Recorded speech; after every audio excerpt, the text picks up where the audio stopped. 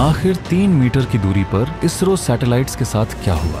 क्यों तीसरी बार रोकना पड़ गया स्पेस डॉकिंग एक्सपेरिमेंट? इसरो के 2 सैटेलाइट्स को अंतरिक्ष में किस बात का सताया डर? दोस्तों, चांद पर चंद्रयान 3 और मंगल पर मंगलयान उतारने वाला इसरो इस वक्त एक भयंकर खतरे का सामना कर रहा है। पहले 7 तारीख को मिशन रोकना पड़ा, फिर 9 तारीख को भी कामयाबी नहीं मिली और अब 11 और 12 तारीख को इसरो एक बार फिर से मिशन को तीसरी बार टाल चुका है। दोनों सैटेलाइट 3 मीटर तक आ चुके थे, लेकिन तभी इसरो हेड ऑफिस से ऐलान होता है कि सैटेलाइट को रोक दिया जाए।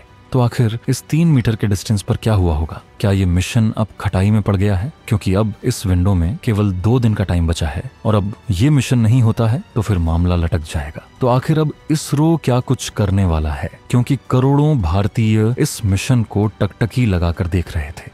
तो क्या फिर रास्ता भटक गए हैं इसरो के दोनों सैटेलाइट? सैटेलाइट को रास्ते पर लाने के लिए क्या कर रहा है इसरो? तो दोस्तों, भारत अंतरिक्ष की दुनिया में इतिहास रचने का इंतजार कुछ बढ़ गया है। इसरो का स्पेंडेक्स मिशन के तहत भारत पहली बार अंतरिक्ष में 2 उपग्रहों की डॉकिंग के बेहद करीब पहुंचने के बाद फिर से दूर हो गए हैं। भारतीय अंतरिक्ष अनुसंधान संगठन इसरो का स्पेस डॉकिंग एक्सपेरिमेंट एस्पाडेक प्रोजेक्ट अपने लक्ष्य के बिल्कुल करीब पहुंचने के बाद भी मिशन को पूरा नहीं कर पाया। इसरो ने बताया कि दोनों सैटेलाइट्स की दूरी को 15 मीटर से 3 मीटर तक लाने की कोशिश सफल रही, जिसके बाद दोनों सैटेलाइट्स को एक दूसरे से दूर कर दिया गया है। अब डाटा विश्लेषण के बाद डॉकिंग की कोशिश की जाएगी। आज ये तीसरी कोशिश थी। इससे पहले भी डॉकिंग प्रोसेस को 2 बार टाला गया था। दोस्तों, अंतरिक्ष में 2 सैटेलाइट्स को आपस में जोड़ ढाने की जटिल प्रक्रिया को स्पेस डॉकिंग कहा जाता है। इस बार डॉकिंग की ये तीसरी कोशिश शनिवार आधी रात के बाद शुरू हुई, जिसके तहत स्लो ड्रिफ्ट तकनीक का इस्तेमाल करते हुए दोनों सैटेलाइट्स के बीच की दूरी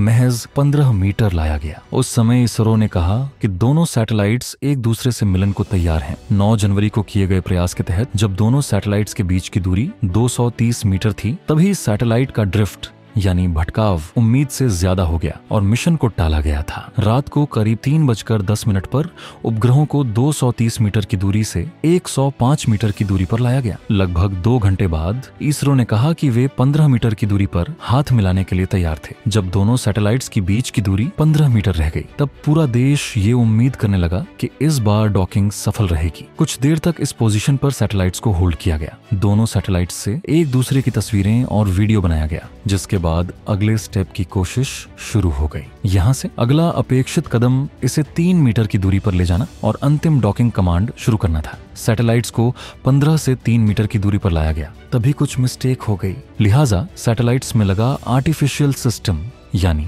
AI ऑन हो गया और दोनों सैटेलाइट्स एक दूसरे से सुरक्षित दूरी पर चले गए। यानी अगर ये आगे बढ़ते तो फिर टकराकर बर्बाद हो सकते थे, क्योंकि अंतरिक्ष में ये बहुत ही रफ्तार से चल रहे हैं। दोस्तों, पिछली कोशिश में भी ड्रिफ्ट यानी दोनों के बीच भटकाव ज्यादा हो गया था।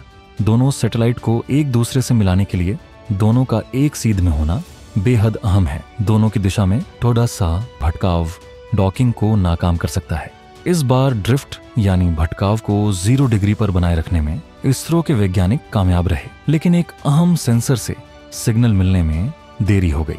इसरो के अंदरूनी सूत्रों ने इस मामले में बताया है कि डॉकिंग के लिए जरूरी प्रॉक्सिमिटी एंड डॉकिंग सेंसर के बर्ताव में मिस्टेक देखी गई। सैटेलाइट्स की सुरक्षा को ध्यान में रखते हुए ऑन बोर्ड सिस्टम्स को इस तरह डिजाइन किया जाता है कि जरा सी मिस्टेक होने पर भी सैटेलाइट्स का सेफ्टी मोड खुद ब खुद ऑन हो जाता है और सैटेलाइट्स एक दूसरे से सुरक्षित दूरी पर चले जाते हैं। और दोस्तों, आज भी कुछ ऐसा ही हुआ है। अब प्रॉक्सिमिटी एंड डॉकिंग सेंसर के बर्ताव में हुई मिस्टेक का विस्तार से आकलन किया जा रहा है। इस खामी को दूर करने के बाद ही अब डॉकिंग की अगली कोशिश की जाएगी।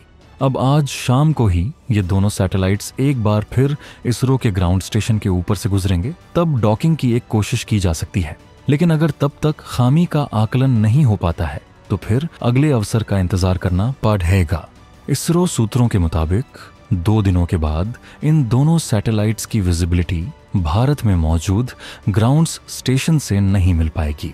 ऐसे में हमें डॉकिंग के अगले अवसर के लिए मार्च महीने तक इंतजार करना पड़ सकता है। स्पेंडेक्स मिशन पर टिकी है चंद्रयान 4 की सफलता। ये मिशन सफल होते ही लॉन्च होगा भारत का स्पेस स्टेशन। स्पेंडेक्स मिशन को 30 दिसंबर को PSLV C-60 रॉकेट के साथ प्रक्षेपित किया गया था। इसमें श्रीहरिकोटा से दोनों उपग्रहों को लेकर उड़ान भरी। उड़ान के लगभग 15 मिनट बाद ही लगभग 220 किलोग्राम वजन वाले दो छोटे अंतरिक्षयान को 475 किलोमीटर की सर्कुलर ऑर्बिट में स्थापित किया। इस मिशन में दो सैटेलाइट हैं, पहला चेसर और दूसरा टारगेट। चेसर सैटेलाइट टारगेट को पकड़ेगा, उससे डॉकिंग करेगा। इसके अलावा इसमें एक महत्वपूर्ण टेस्ट और हो सकता है। सैटेलाइट से एक रोबोटिक आर्म निकले हैं जो हुक के जरिए यानी टेथर्ड तरीके से टारगेट को अपनी ओर खींचेगा। ये टारगेट अलग क्यूबोसैट हो सकता है। इस प्रयोग से फ्यूचर में इसरो को ऑन ऑर्बिट छोड़ अलग दिशा में जा रहे सैटेलाइट को वापस कक्षा में लाने की तकनीक मिल जाएगी। साथ ही ऑन ऑर्बिट में सर्विसिंग और रिफ्यूलिंग का ऑप्शन भी खुल जाएगा। माना जा रहा है कि इसरो के इस मिशन की सफलता ही भारतीय अंतरिक्ष स्टेशन के बनने और चंद्रयान 4 मिशन की सफलता को तय करेगा। यह तकनीक तब जरूरी होती है जब एक ही मिशन के उद्देश्यों को पूरा करने के लिए कई रॉकेट लॉन्च की जरूरत पड़ती है। अगर यह मिशन सफल होता है तो भारत दुनिया का चौथा देश बन जाएगा जो इस तकनीक को हासिल कर चुका है। अब तक अमेरिका, चीन और रूस के पास ही ये तकनीक है।